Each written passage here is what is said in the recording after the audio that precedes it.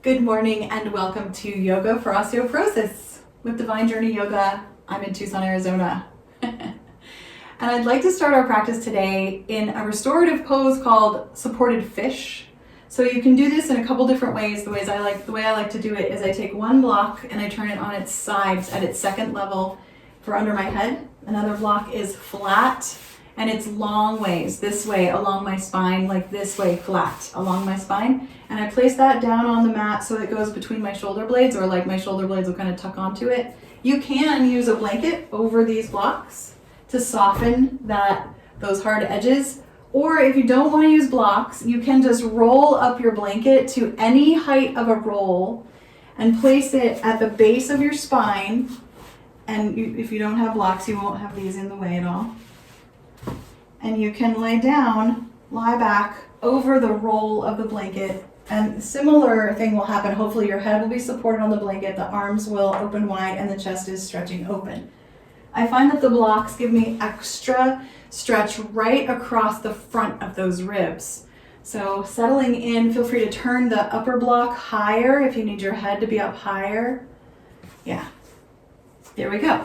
And while we're resting, we're just going to be here for about a minute, maybe just a little bit longer.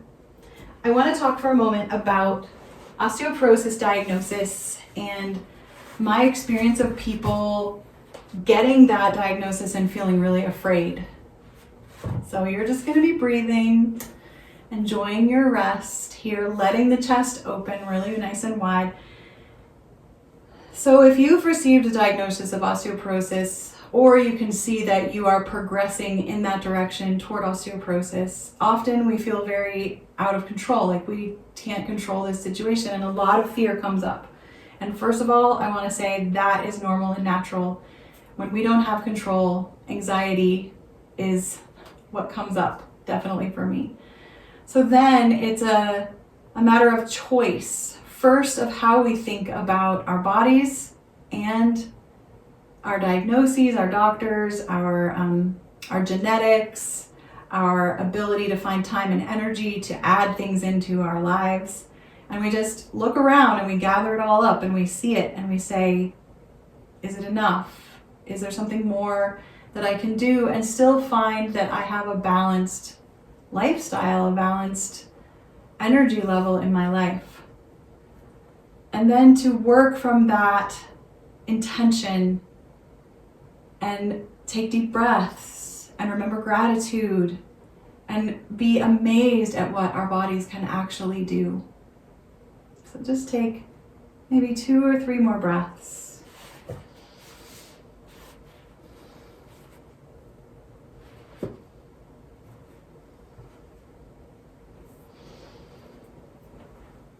You can, if you've had your legs stretched out, bend the knees, and you're just going to roll over to one side, roll right off those props. And you can rest for a moment on your side and then reach back and push them out of the way, and now move onto your back for our 12 poses practice. When you feel the floor beneath you, feel that length of your spine. And you can imagine that as you breathe in, the energy slides up toward your heart, your throat, your head, along the spine. And as you breathe out, the energy, the light slides back down from your head, your throat, your heart, down toward your pubic bone, the base of your pelvic floor. Just slide the breath up and down the spine, sending love and nurturing light, healing light into our bones today. If you haven't yet, you can bend your knees and rock a little bit, side to side with your knees, windshield wipers. We're going to look around and reach for our strap. If your blocks or props are in your way, just kind of reposition them. And we'll move into our first of the 12 poses, picking up the right foot, squeezing the knee into the chest and lifting the foot so you can get the strap around the foot. Now, of course, if you can't get the strap around the foot this way, you're always welcome to sit up and try that way as well. Right around the ball of the foot, where the toe is attached to the foot. You keep the knee very, very bent. And right away, you can just feel the hamstrings turning on. Then we're going to start to push the strap away from us. Let the strap slide through your fingers, through your hands. And lengthen the leg out so it's long. Now there's energy pressing through the heel, the knee, into the hip bone. And that's where I want to stay for my 30 seconds of breath. I'm also going to stretch my other leg out and let it hover to add a little core work, but you don't have to do that. You can leave the knee bent or let the leg rest, and we'll just count our breath. We've already been here for a couple seconds. Pressure between foot and strap, pulling and pushing.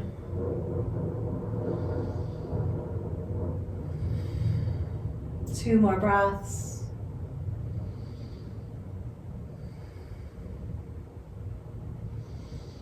Rebending the knee, letting the foot come closer to you. Lift the other foot up and slide it into the strap and switch the legs. So we start knee very bent so you can feel the hamstring turning on. Then you stretch the leg forward and lengthen it out. So we're not getting as much of a hamstring stretch. Instead, what we're getting is this line of energy through the foot, down the bones of the leg into the hip. Go ahead and breathe for 30 seconds here. Other leg might hover or rest.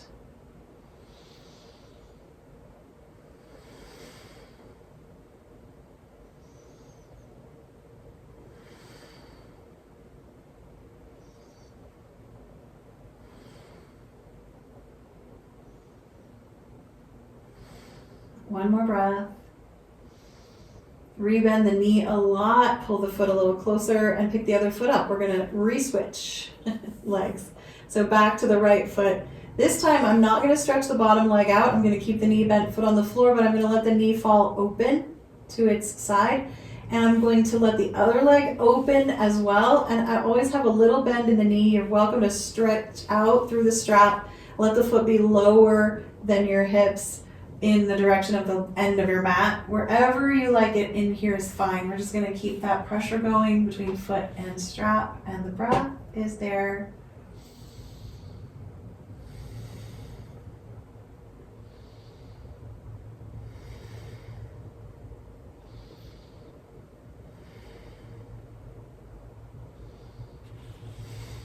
One more breath. And just as a little bonus pose, I'm going to draw my legs toward each other. The strap is still on that foot. The knee starts to bend. The other leg will stretch out, down, out of the way. And I'm going to take the top foot that's in the air and roll it over the body into a twist. And please let the strap go if you want to, or let it go get long. Be aware of what's happening in your leg, your thigh, your glute, your low back, and don't overstretch. You can also take the top arm and reach it back. Take a big breath or two.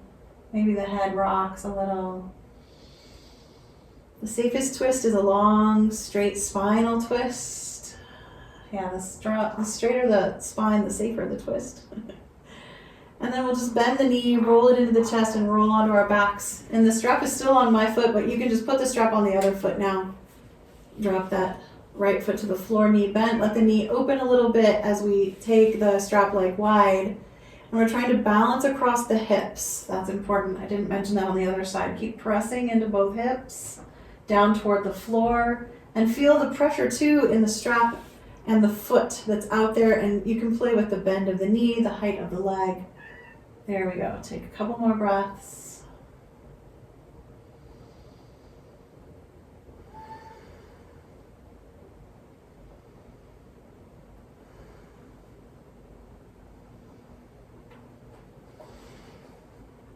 One more breath here. Beginning to lift the leg up. Stretch the other leg out, down to the end of the mat so you can take the strap leg up and over the body into the twist. The arm can reach back, just feel the breath. Never let yourself pull too hard into a twist. Let the twist go soft, and then the breath itself adds to the stretch.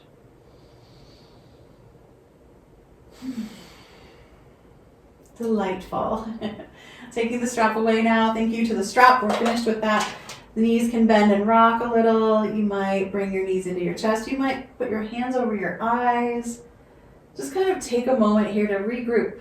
Think through what you've just done. Legs up, and then legs wide, and then the twist. Maybe it would feel good to do some circles with the knees and the hips. Kind of rolling through the sacral clock. There we go, both ways. Good. Then setting our feet down on the floor, just a comfortable landing, knees bent, feet flat. We're going to move toward bridge pose. So if you know something I don't, please add that in. Often it's more core work if you walk your feet further down the mat. The traditional yogis will have you touch your heels to your fingertips. So if you like that, that's great. You're welcome to have your feet wider apart or closer together. Just tuck your shoulder blades back, take everything out from under your head, and begin to lift your hips up off the floor. Nice deep squeeze in the glutes. Feel how the quads begin to activate. You might even kind of slide along the skin of your back a little bit as you come into this depth of your bridge pose. Take a few more deep breaths. We're just holding for about 30 seconds.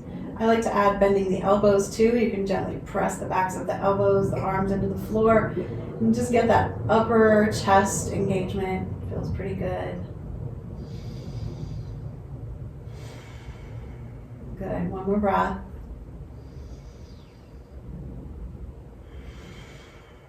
And just gently lowering the hips to the floor, letting the shoulders spread a little. Maybe you like to stretch your legs out or rock. Feel free. I'm going to do a full body stretch. Nice long stick pose. And I like to pull through each of my fingers. Yes. I like to hover my arms, feel that upper body holding a little bit of that weight of the arms. And rolling onto one side not bridge, but clamshells. There we go. And I like to put a block under my head or my arm under the head, just allowing for the neck to feel supported. We're going to do our 3 different variations of clamshells, but if you like to do one more than another, feel free. Ankles or inner edges of the feet together, the knees at any angle here, up and down with the top knee, but watch what happens with the upper side of your back there. If you start to roll back, stop yourself, put your hand in that low back, and keep yourself steady and level, as if your back is against a wall. Yeah, so then the work goes down into the leg, which is where we want to build the bone and all around the hip, and we have to engage the core here too, to hold that whole complex together. Beautiful.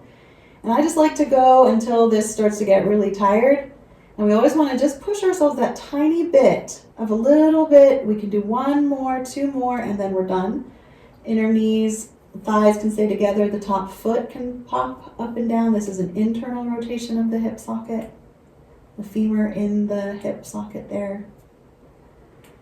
If you notice you're holding your shoulders up, let them slide down and soften. Trying to breathe through the nose.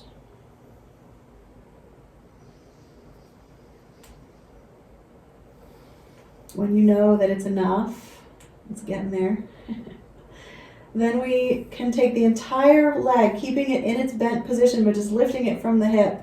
And again, hand on that top side of the back so that it's not rolling back and forth. We're really having to hold. You can probably also feel those muscles against the floor are tensing up as well. They're all helping this to happen. Good. And the core is there for you as well.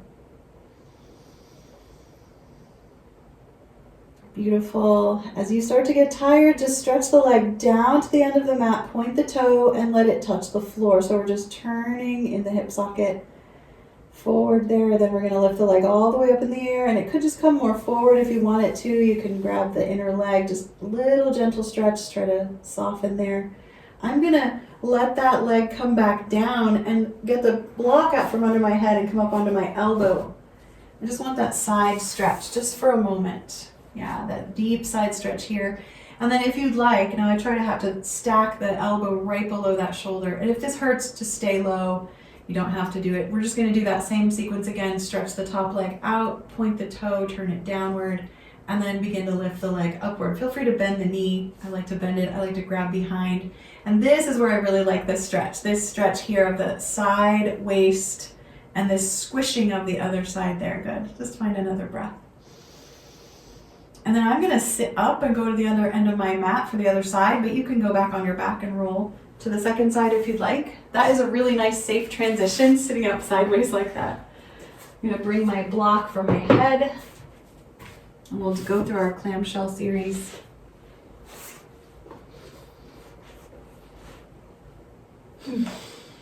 Nice. Feet together, top knee, rising and falling with the energy of our core and the muscles all around the hip joint. Good. And maybe notice when there's not pain. When there's not discomfort. Can you notice that?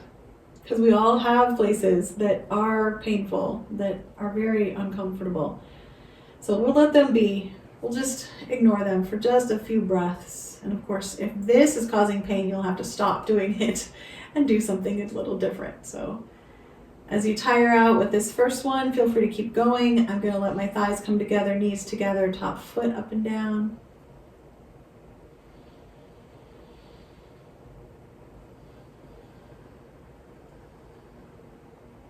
I find it's really easy to keep the hips stacked when I'm doing this variation.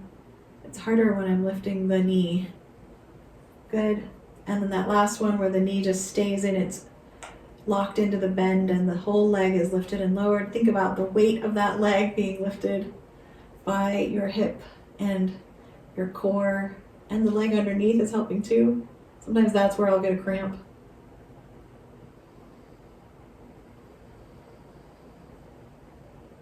Nice. As it gets tired, it feels nice. And then it's too much and I'm done. I'm going to stretch the top leg out, point the toe, and then turn the toe down to touch the floor. Lift the leg upward, grab behind the leg, or wherever you like, and stretch it out. Good. Restacking the knees, I'm going to come up onto my elbow. Let the head block go. So I'm just going to hang out here for a moment. You can get that shoulder and knee into a good spot. Now, not all the time will this be happy for your shoulder, so you can just stay long again on the floor. I'm just going to stretch the top leg out, point the toe down, touch the floor there, and then lift it up. Nice. Roll that ankle a little bit. Okay. From here, we move onto our belly. So stretching out. I'm going to just stay on my elbows, but you can always go nice and flat, maybe elbows wide, face forward. Some people call this crocodile pose. I'm not sure why. Head on hands.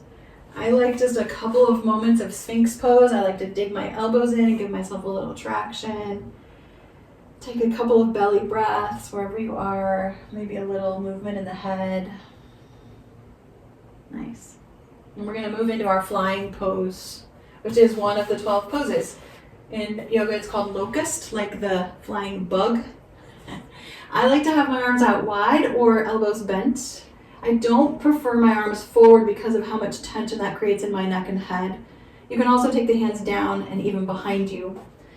Okay, start to float the head and hands, and then push into the pubic bone. Let the legs begin to float, and we're going to hang out here for 30 seconds. And remember, you don't have to do the full thing. You could do upper body or lower body and not the whole thing together.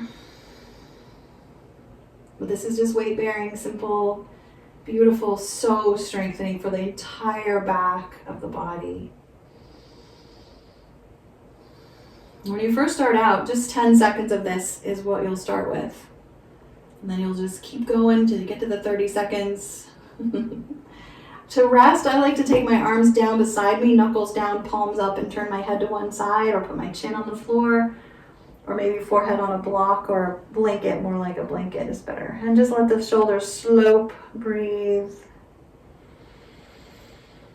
I like to take one breath, head turned one way, and then another breath with the head turned the other way.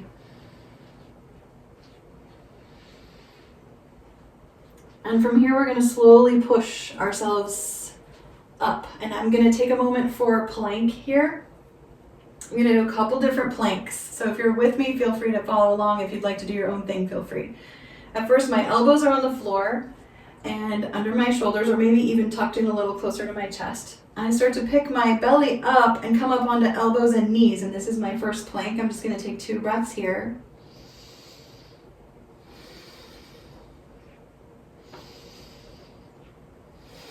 Then I'll curl my toes and see if I can take another 2 breaths with my knees off the floor. I might only take 1. I'm going to drop my knees back to the floor for a moment and come up to my hands And my hands are a little more forward, so now I can be on a hands and knees plank. So I'm lowering my hips slightly, taking a couple breaths here. You can always just be in table. And then I'm just going to do one leg at a time. So I'm going to curl the toes of one foot, lift that leg, and then the knee might hover up and down on the other leg. Just one breath.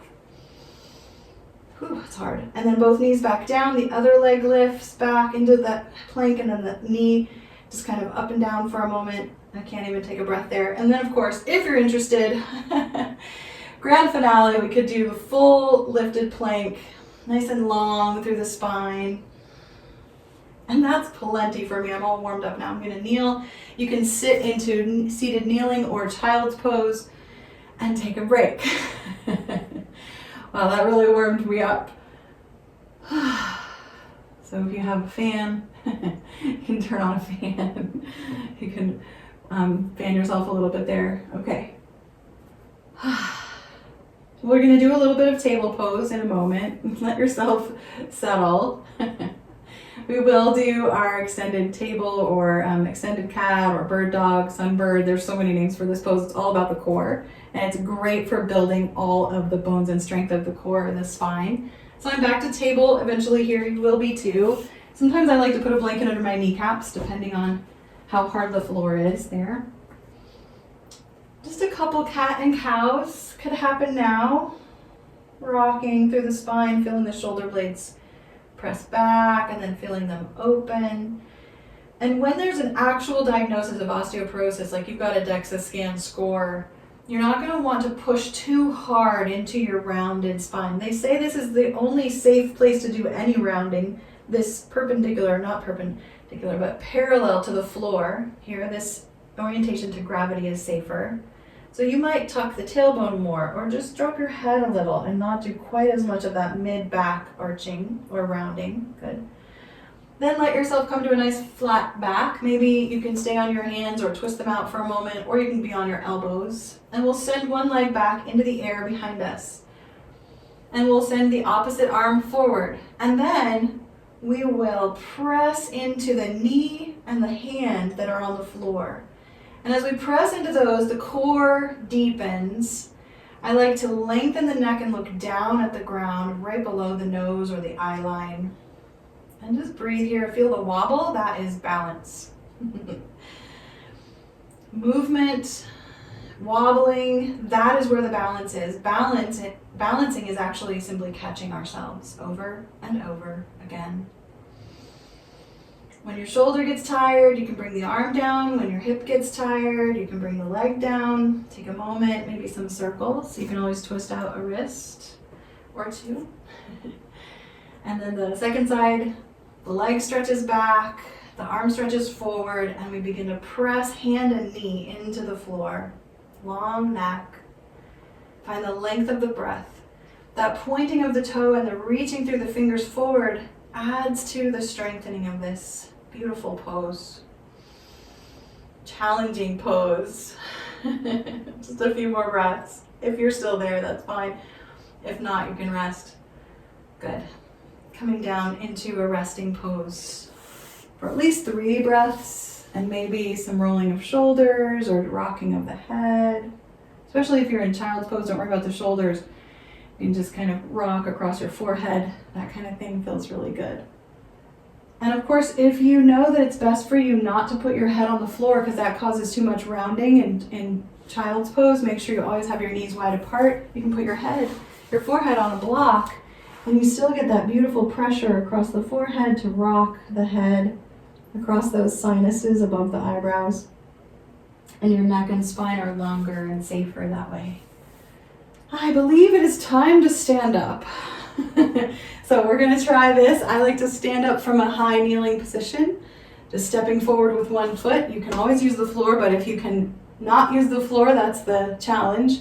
Hand to the thigh, curl the back toes and lift the knee, and step up and just take a little kick walk and clear the mat. Excuse me. Okay. I want to just stand in the middle of the mat for a moment and do some hip swings, side to side.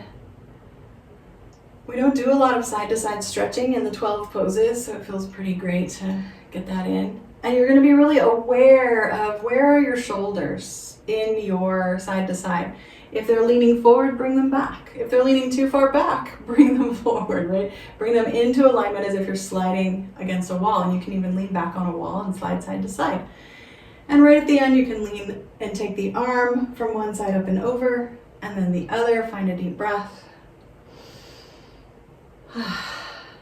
Beautiful. We will wrap our arms up for a moment, maybe give yourself a hug, and then you can cross one elbow on top of the other, bring the hands toward each other.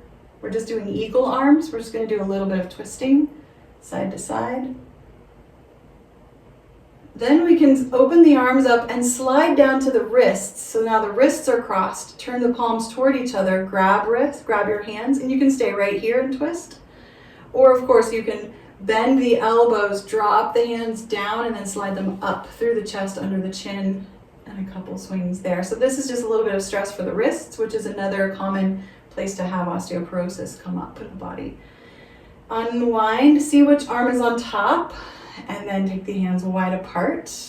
And just kind of flip the wrists back and forth a couple times. Take the other elbow on top, grab your shoulders, and then maybe twist into eagle for the twist of the sides of the body, twisting two.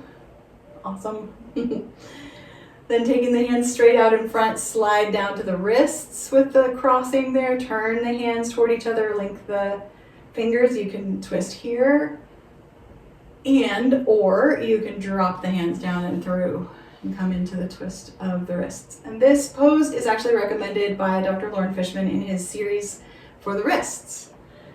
So we'll just take the hands down and then sweep them wide and do some wrist circles. We're going to step toward the top of the mat for our warrior one twist. So just stand there for a moment, take a deep breath, bend the knees, come into a little chair pose. Feel free to push your butt back, long spine. From your chair pose, you can take your arms out really wide.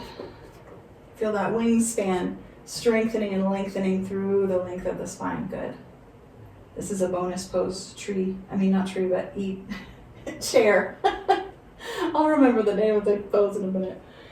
Rising up as you get tired, shaking the arms out a little bit. We're gonna slide one leg back in its own track, as if you were standing on skis. I like to slide the outer leg back so I can still see you. And make sure the heel can touch the floor behind you. And sometimes I still need to widen my stance, my base, by taking the front foot toe out for a moment and then lining the heel back up. So just one little swing outward will widen that base and make it really stable. Bend the front knee. As you do that, start to lean forward just slightly. And you're gonna watch what's happening in this glute in the front here. As you lean forward into it, you're gonna feel more and more pressure in that hip, in the glute.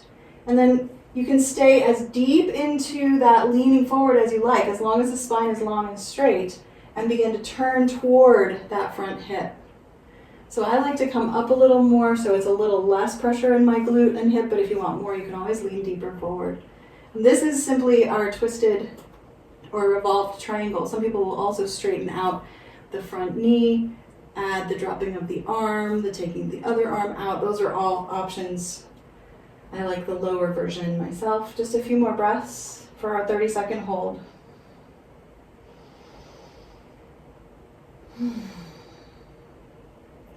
As you look forward and step forward, just go ahead and find your mountain pose. Maybe a little swinging in the hips or some hula hoops.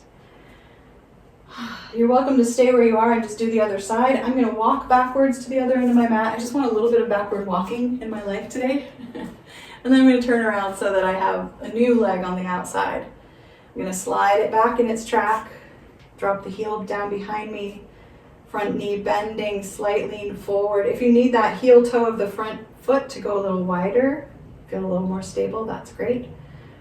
Leaning into the depth of that big muscle of the glute and the hip. And then begin to turn into your twist. The heart rotates toward the front leg. Beautiful. Keep the back heel pressing down gently. And then reach through the crown of the head as you breathe. Try to push the heels down.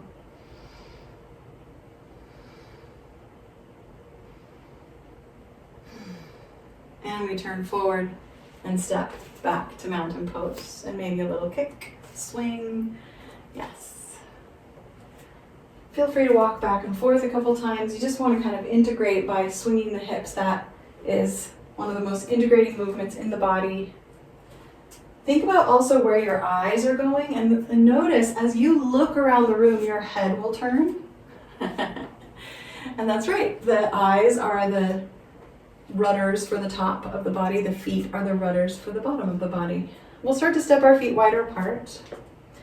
And I like to say go a little too wide and then come back in. This is how we learn boundaries in our lives. Do a little too much, and then next time do a little less. There you go. I'm just gonna stand tall for a moment, check in with the low back, draw the belly inward and upward to lengthen the spine. Feel how as you pull the belly up, the top of the head lifts up and the chin might even kind of gently drop a tiny bit and pull inward too. Beautiful posture here. I'm gonna turn my right foot out now for that kind of transition into or toward warrior two. You're always welcome to kick the back foot out a little bit if that helps with your hips. And we start to turn toward that foot at first, but now we're going to come away from that turn, come back to the wide side of the mat, reach the arms out, bend into the knee. And now you might look over at your knee and make sure it's not falling inward a little bit. Sometimes that happens. Press to the outer edge of your foot. Nice. We're just going to hang out here. Maybe turn the palms down. You can look out of the peripheral vision of your eyes to see if your arms are in line with each other, a beautiful straight line. You can also decide if you want your arms a little higher than your shoulders, that's a little more work for the shoulders, or a little lower, that's a little more of an opening through the shoulders. Beautiful. And of course you can turn and look out over your fingertips for a full warrior two. Keep lifting through the spine. This is a little twist. Just 2 more breaths.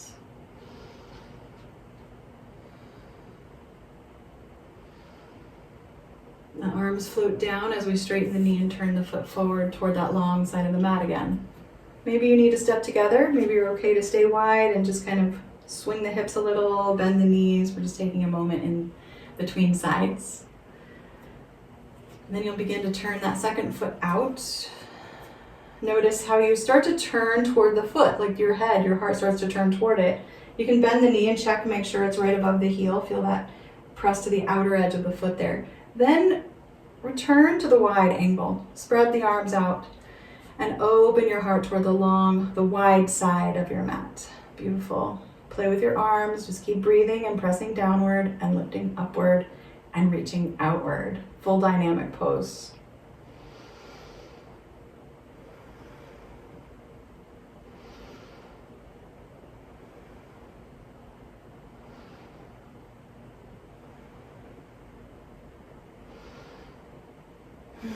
One more deep breath.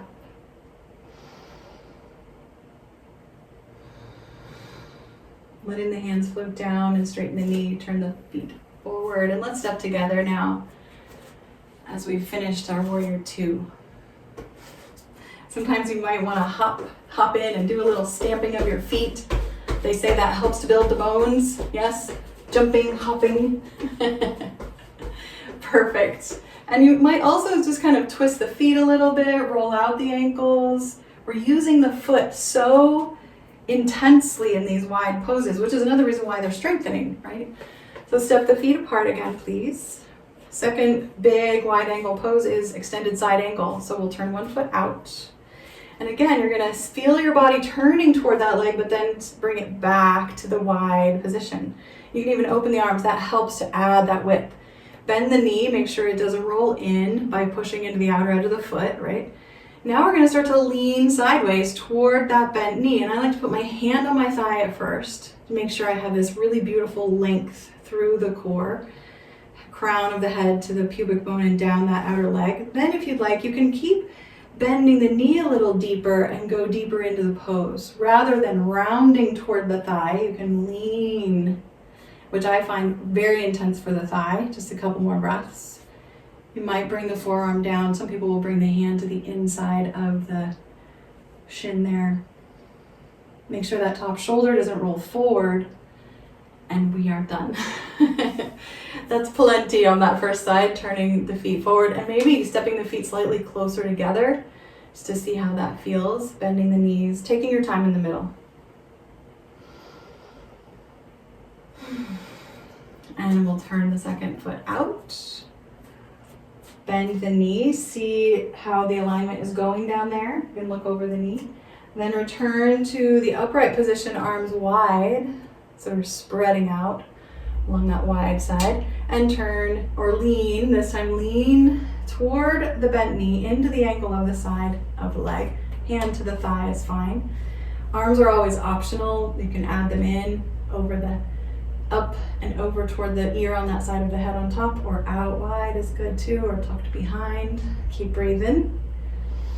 And keep also pulling the belly inward and upward to lengthen that low back. Rather than letting this be a back bend, lengthen. That action of lengthening is helping to build and strengthen the bones and the muscles of the spine every time you lengthen. Good. I think that's plenty. Come on out of the pose and relax. Just step together, take a little walk. See how you're feeling.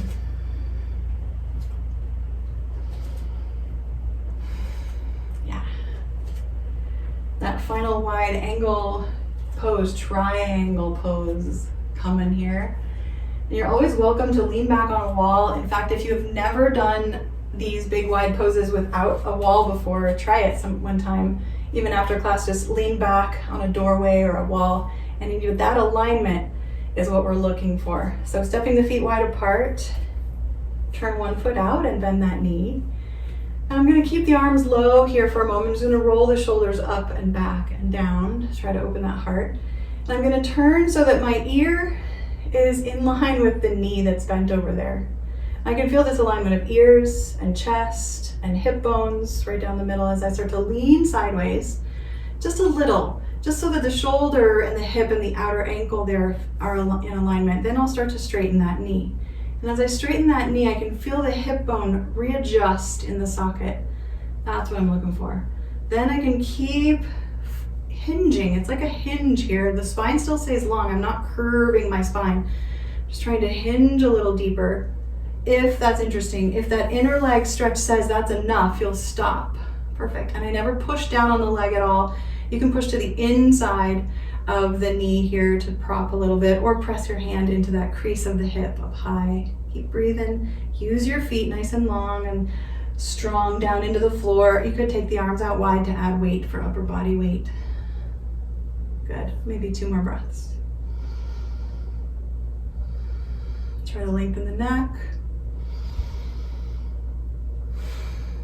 And rise up on an exhale whenever we can.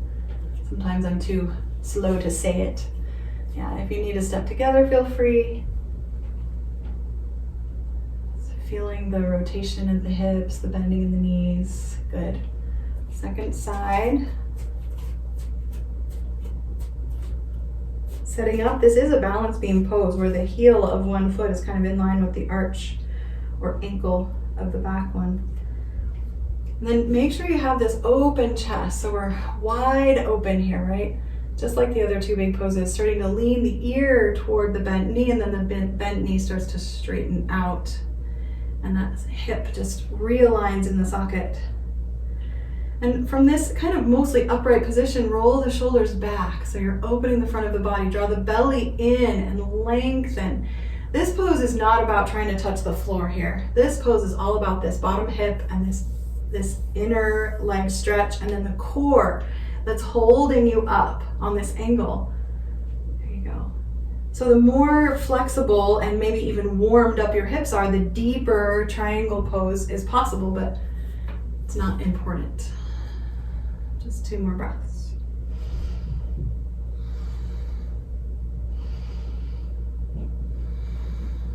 Nice. And then come on out and step the feet all the way together. Whew. And take a little break. Before we do our tree pose, I am going to do a very simple forward fold. Now, we're not supposed to do forward folds with osteoporosis, right? So this is a safe forward fold. It's called a hinging at the hips, right? So we put our feet in a comfortable position, bend the knees kind of a lot, and then we push the butt back as if we're coming into chair pose. This is a lovely forward fold right here. I like to add my hands on my thighs, and as I do that, my shoulders reach up toward my ears, and my pelvis, my whole seat moves down and back away from my ears. So it's lengthening through this, from the shoulder blades down to the hip bones in the back there. Beautiful. And a breath or two, a little bit of traction even. I like to kind of hook my hands inward. It feels good for my elbows and shoulders. And then the head raises us up, lifts us nice and long, spine. Good. You're gonna roll the shoulders a couple times. We're gonna do tree pose. So of course, I always recommend you stand next to something because your body learns better without fear. If you're afraid in the middle of a room, if you're afraid of falling over, you're not gonna learn as much. Your balance will not deepen. So we'll stand on one leg, usually the leg closer to our support, and the other knee comes forward and then opens up. And you could have the tip of your toe on the floor, or you can put the sole of the foot to the ankle, the inner calf, or lift it up above the knee. But wherever your foot is, try to have it off the floor for a moment at a time so that you're fully weight bearing into the standing leg for part of the time of the pose. Even if you're falling in and out, you're still at times holding that full body weight. Then you can also add the isometrics of the foot pressing into the standing leg and the standing leg getting stronger too, kind of pressing back against the foot.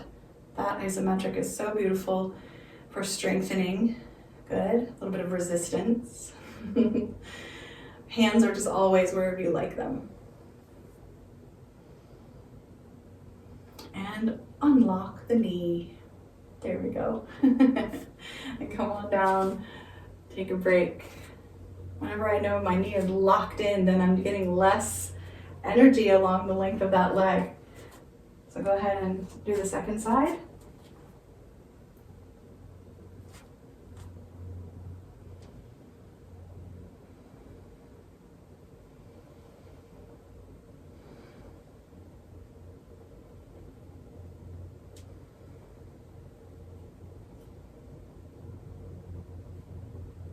Sometimes it feels good to open and close the hands. Any movement we add to the pose increases the challenge for the balance. Even if it's just winking one eye, that's a lot actually. Beautiful, maybe one more breath.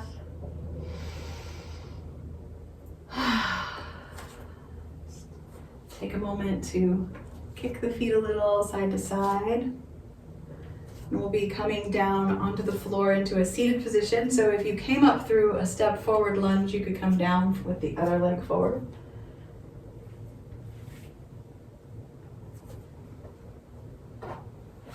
And we'll begin our seated practice here on a blanket or block with the legs stretched out.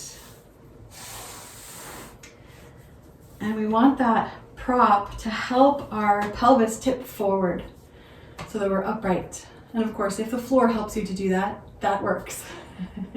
We'll just wiggle those fingers. We'll do a little bit of smiling. You can even say cheese and kind of squeeze your cheeks back a little bit. Move your jaw. You can look down, just open the back of your neck. Don't lean forward at all though. Keep your upright posture. And then you can slowly look forward and then upward. And as you look, your face will follow you. The eyes lead the way for our posture. It's a good thing to remember when we're looking down a lot, we're going to have that forward rounded posture. When we're looking forward, we're in nice balance. Good. Let's slide one heel closer in, bending that knee, coming into our first twist, seated twist. I am going to take my hand and scoop underneath that hip and walk it back a little bit. I just want to unlock the twist. You don't have to do that. In fact, it's a little more strengthening and stressing if you keep the hips side by side and try to turn from the waist, which we will do. Don't worry, we'll get there. So I don't like to hook too hard into that arm. I actually want to use the strength of my core to turn me into the twist. Sometimes I'll even lift the arms out, but you can let them rest. We'll be here for a couple more breaths. Trying to level the shoulders, then think about the beautiful length of your spine. A tall, straighter twist is a safer twist. Good, one more breath. As you turn forward, let the foot slide. If you want to use more strength, don't touch your legs. A little bit extra work there. You can slide the other leg in, bring it up. And I am going to take the hand on that side, walk the butt cheek back a little bit, and find myself right into a very natural twist. Then you add all those pieces of engagement, pushing out through the long leg, pressing down a little bit into the floor leg that's in front of you there, turning with the strength of the spine, finding length and level. And just that beautiful, full embodied breath in and out.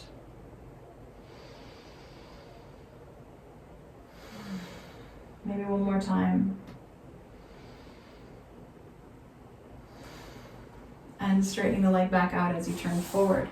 I'm going to bend both of my knees and set them a little wider apart and lean back. I'm leaning up onto the balls of my fingers, kind of where the fingers feel the palms, because I'm stretching my fingers a little bit. If that doesn't feel good to you, then don't worry about it. Now we want to stay up on our sit bones here. So push your chest forward a little bit, and we're still getting a little bit of motion in the hips. If you walk your feet more forward, you'll get a lot more room for that motion as you stay upright. We could take a moment for our boat pose. Okay, so boat pose, I'm going to turn sideways so you can see this, but I'm going to stay on my blanket. You want to stay on your sit bones and lean back. So there's a little bit of arching in the spine. And right away, you have to use your core just a little bit. I'm propping with my hands. I'm going to turn my fingers toward my butt. Elbows can bend a little bit. And my core is turned on. You can bring the head where you like it. And then I'm just going to lift one foot and put it down, and then the other. And that might be enough. You could just do that 2 times. And then you're like, whew, I'm done. Or you can try doing it a few more times, or both feet up and down. And I prefer up and down because I get little breaks. The full boat pose is the arms come forward, but I find this very difficult to keep my spine long. I tend to round right away. So if you find that, just don't worry about the arms. And of course, you could lift both feet. And this is my full boat pose, and I'm shaking here. Whew, and that's enough of that. So we will go back into our twisting of the 12 pose twists. So I'm going to just take a moment to lean back and let the front of the body open a little bit. My back is kind of hanging like a hammock, so there's no pressure happening, and my shoulders are up toward my ears, just letting everything kind of hang. Maybe flop the feet a little bit. Yeah, take a breath. Sitting up tall again. Nice, beautiful posture here. Slide one foot in. Then I'm going to cross the bottom leg over on a little diagonal toward that foot, and I'm going to cross the top foot over the long underleg. And I like to stay here, but you can always tuck the bottom leg under if you like that. And this is where our hips are going to get locked down here. The sit bones down. We're not going to turn our hips at all. We're just going to turn from the waist toward that front knee. And I like to draw it in a little closer if it feels okay, as long as it doesn't pull your body forward, as long as your spine is what's upright and the knee comes in closer or further away. If you like to let it go wider, you can walk the foot out and get a different kind of hip opener here. Or if you pull it up closer to you, it's more like a pigeon stretch down into that outer thigh. Beautiful. Remember, up with the twist. We can say down with rounding, up with twists. Good. One more big breath. Turning the body forward, the upper torso forward, uncrossing the leg. I'm going to go wide with that leg and just take a moment to let it kind of unhinge. And then maybe wide with the other leg. Take a moment, and I'm bouncing the knees a little bit. And then legs come back together. New knee is bending. We're going to slide that bottom leg over a little bit and cross the other one on top. Hope that makes sense. And again, I'm not turning my hips at all. I want them side by side so that the twist happens in the middle of the body. And you can even kind of press down into your hips. This is really nice stress for the hip joints and the spine, that low spine. If you notice you're pulling one shoulder forward or upward, let it level out. Beautiful.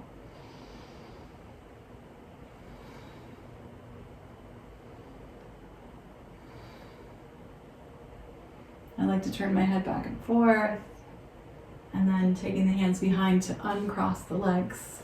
I'm gonna lean back here again like I did for the boat pose and do a little rocking, but my chest and belly are upright, pressing upward. Good. We're gonna come back onto our back we're heading towards Shavasana. We could do a couple more things on our back. We have a couple more minutes. So remember now, the safest way to get to Shavasana is from your side, right? So we could come down to our elbow again, see how that feels, that little side stretch there. And then all the way onto the back. And as you land on the floor, just notice all the different points along the back that are touching the ground. Sometimes there will be different pieces that are kind of tensing up and then they'll slowly relax and let go. Nice. I like to also add that windshield wipering, swinging of the knees, side to side, feet on the floor, knees bent. Maybe the arms could go out wide and open the chest so the lungs have lots of room to fill. And we'll do a little bit of figure 4 here. We can just pick one foot up and cross it in front of the other thigh. Open four position, open window between the thighs. And I'm going to rock first, side to side. You could even put the foot down on the floor, that top foot down on the floor on the opposite side so that you're in this big sacral twist. Use your core on the exhale to roll yourself back up. Nice. You can go all the way to the other side too if you want to. Be gentle though, this can be a very intense stretch for the hip. Beautiful. Back to center. Always trying to move on the exhales. It's okay if you forget. We'll pick up the feet, the knees, this whole little square that we've created intact. Ankle still stays crossed. I'm just wiggling toes. You can hold on if you want to. I'm just keeping my arms out wide today. Maybe the bottom leg will lift up and roll the ankle out a little bit. Yeah, you can kind of push away the thigh and hip that are down low, just see how they feel. And I'm going to land with my bottom foot back on the floor and take a moment to lift my hips, just for a moment, up off the ground at the end of this figure 4 series. Relaxing down, uncrossing the legs to move around a little bit, kind of side to side, and then of course the second side of the series or the sequence. Cross the new ankle in front of the new thigh and begin to rock side to side. And I do gently kind of engage to open the knee away from my chest. You can add the press of your hand, but I like to just use the strength of the leg itself to keep the knee slightly further away. There's a slight engagement there. Yeah, rock at least for a breath to each side. Trying to exhale as you come up. Use your core, flattening it to the floor. Yeah. Knees can come toward you, ankle still crossed. Maybe the foot comes up for the ankle rolls. Feel free to anytime breathe in the nose, out the mouth, that clearing, sighing breath. When you're ready, you're starting to think about it now. The foot's going to come to the floor and you're going to lift your hips just for a moment into that one-legged bridge, figure 4 bridge. Feel that wobbling, shaking. You're tired out now. That's a good sign. Hips come down, feet come down, and maybe just walk your feet to the edges of the mat and let your knees touch each other, let your thighs come toward each other. This is constructive rest, feet wide, knees coming together like a tent. If you love it, you can stay here, of course. Or you can walk your feet together, knees could go apart for a moment, feel that stretch. And you're starting to plan for your Shavasana. What shape would fit and suit me best today? In fact, of course, you could go back to that original heart opener, blocks or blanket under your spine, just relieving that inward turning of the chest. Make it an outward turn for just a few moments. Just arms wide can help with that. So I'll just let you keep setting up, let you breathe, and consider what's best. And we turn our minds now from our bones to love. Love. Could it be said that love is reality? That love is what's real? Everything is love. Strong bones are love. weak bones are love. We are love, and we are worthy of love and attention. We have the ability to feel so grateful for our lives. So let's start our metta or loving kindness meditation that I always like to end this class with by taking a moment of gratitude. You can always put a hand on your heart or just feel that heart in the middle of your chest, that heart center. What are you grateful for today? And let that gratitude begin to fill your heart with love.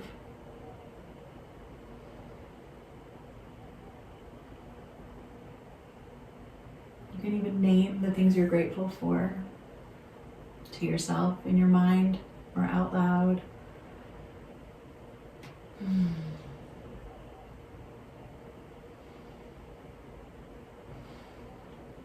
And then we can direct this flow of attention of gratitude and say, first and foremost, I'm grateful for my life, for my body, for my beating heart.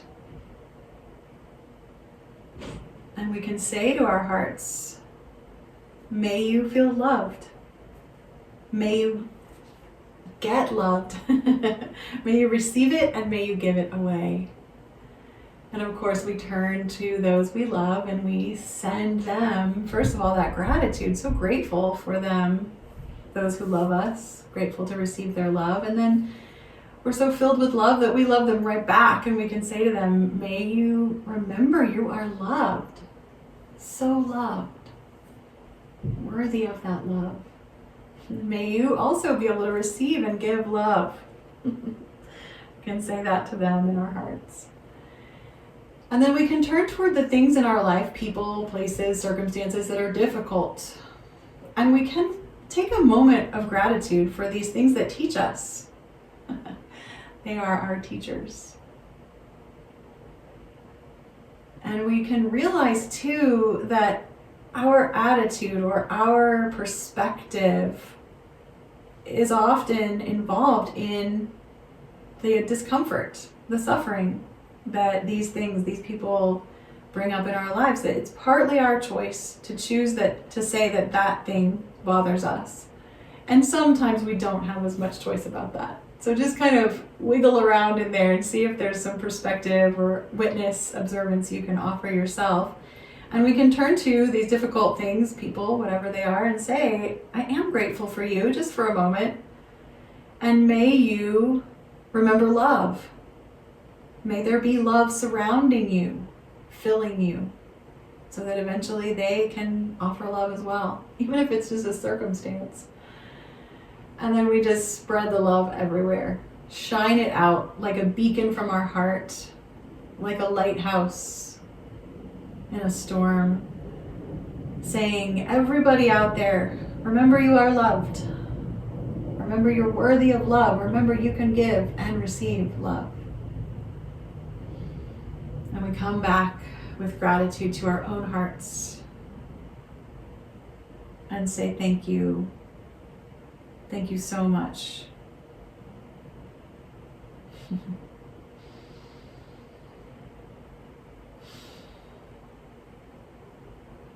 Just take another deep breath, maybe in the nose and out the mouth if it feels right. You can start to wiggle and stretch and make your way back to seated. And we can seal the practice together. I love to put hands on heart or palms together near the heart as that sealing of this kind of sacred moment that we've been together in this hour. And I am truly grateful for each and every one of you. Namaste.